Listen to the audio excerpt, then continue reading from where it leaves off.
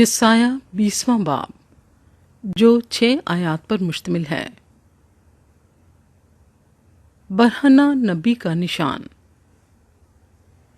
جس سال سرجون شاہ اسور نے ترتان کو اشدود کی طرف بھیجا اور اس نے آ کر اشدود سے لڑائی کی اور اسے فتح کر لیا، اس وقت خداوند نے یسایہ بن آموس کی معرفت یوں فرمایا کہ جا اور ٹاٹ کا لباس اپنی کمر سے کھول ڈال اور اپنے پاؤں سے جوتی اتار۔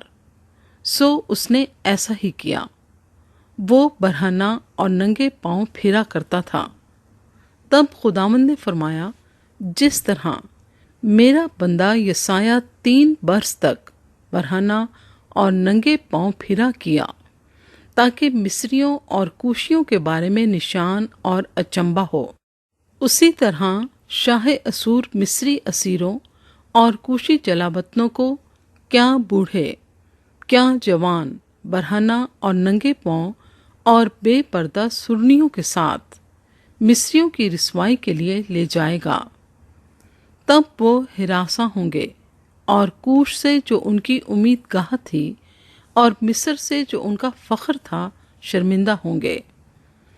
اور اس وقت اس ساحل کے باشندے کہیں گے، دیکھو ہماری امید گاہ کا یہ حال ہوا جس میں ہم مدد کے لیے بھاگے تاکہ اسور کے بادشاہ سے بچ جائیں، پس ہم کس طرح رہائی پائیں۔